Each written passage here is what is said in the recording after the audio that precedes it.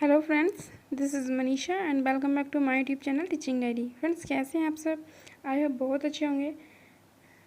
देखिए, आज हम कवर करेंगे भारतीय संविधान के कुछ मोस्ट इम्पोर्टेंट क्वेश्चन जो कि सभी एग्ज़ाम के पॉइंट ऑफ व्यू की दृष्टि से बहुत मोस्ट इम्पोर्टेंट हैं।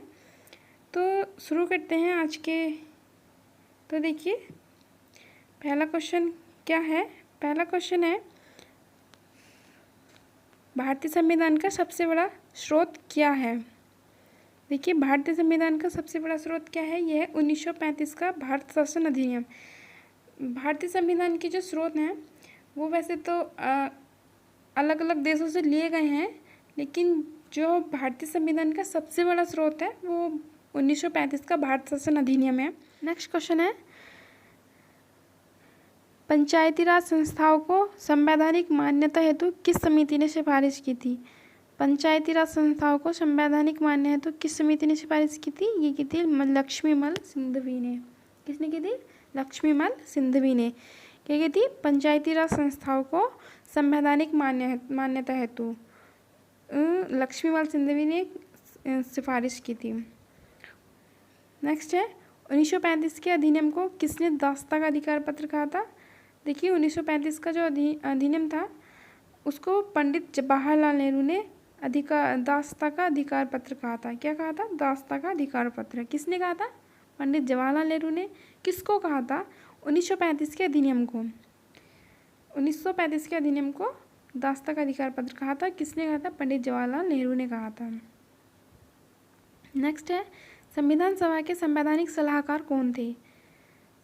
संविधान सभा के संवैधानिक सलाहकार कौन थे? तो कौन थे? Sir BN. Rao. Sir BN. Rao जो थे वो संविधान सभा के संवैधानिक सलाहकार थे। कौन थे? संवैधानिक सलाहकार। ये याद रखिएगा, संविधान सभा के संवैधानिक सलाहकार कौन थे? वो थे सर बी.एन. राव।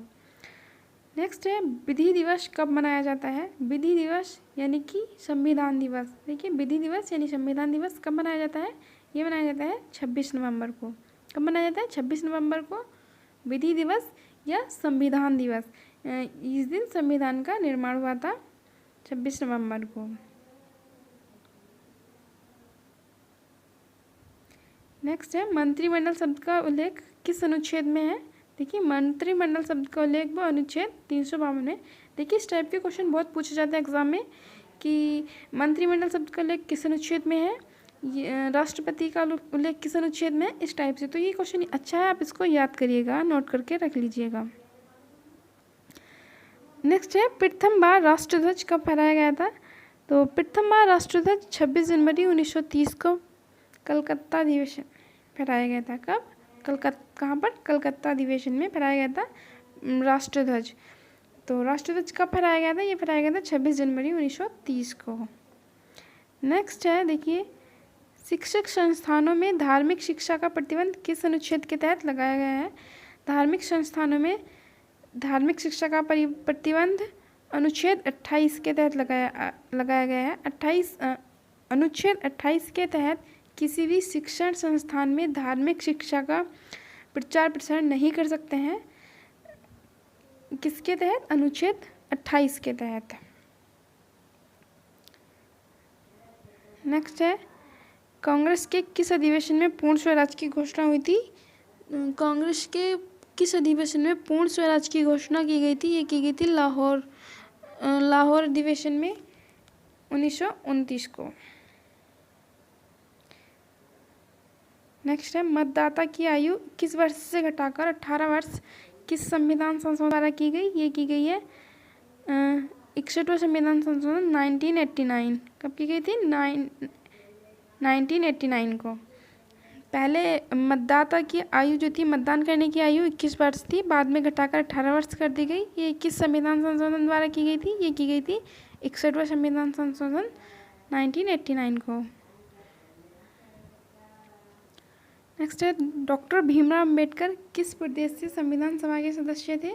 देखिए, डॉक्टर भीमराव अम्बेडकर मुंबई से संविधान सभा के सदस्य थे। ये मुंबई के थे, महाड़ के।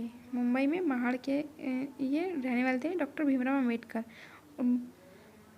तो किस संविधान सभा के सदस्य थे? मुंबई से सदस्य थे।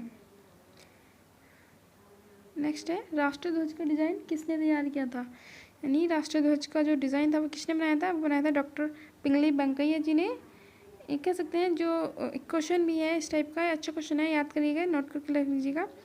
राष्ट्रीय ध्वज को एक स्वरूप प्रदान किया था, किसने प्रदान किया था, वो प्रदान किया था डॉक्टर पिंगली वेंकैया जी ने।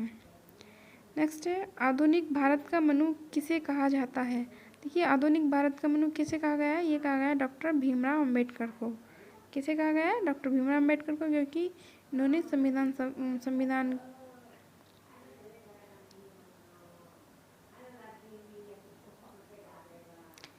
नेक्स्ट क्वेश्चन है दोनों सदनों की संयुक्त बैठक को बुला सकता है, कौन दोनों सदनों की संयुक्त बैठक को बुला सकता है, राष्ट्रपति।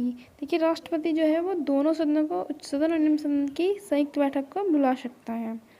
नेक्स्ट है शोषण के विरुद्ध अधिकार किस अनुच्छेद के अंतर्गत आता है, ये आता है अनुच्छेद 23-24 के अंतर्गत। क्या आता है, शोषण के विरुद्ध अधिकार किस अनुच्छेद के अंतर्गत आता है, अनुच्छेद 23 और 24 के अंदर। नेक्स्ट है मौलिक अधिकार किस देश के संविधान से लिए गए हैं। देखिए मौलिक अधिकार अमेरिका से लिए गए हैं, वैसे तो मौलिक अधिकार लिए गए हैं अमेरिका से, मौलिक कर्तव्य लिए गए हैं रूस से, इस तरह से अलग अलग देशों से अलग अलग चीज़ें ली गई हैं, लेकिन जो भारतीय संविधान का सबसे बड़ा स्रोत है वो 1935 का भारत सरकार अधिनियम ही है। नेक्स्ट है किस संविधान संशोधन द्वारा दिल्ली को राष्ट्रीय राजधानी का दर्जा दिया गया है, ये दिया गया है 69वें संविधान संशोधन द्वारा। किसके द्वारा, 69वें संविधान संशोधन द्वारा क्या दिया गया है, दिल्ली को राष्ट्रीय राजधानी का दर्जा दिया गया है। तो फ्रेंड्स कैसी लगी आपको हमारी आज की वीडियो, प्लीज़ कमेंट करके बताएं। Thanks for watching.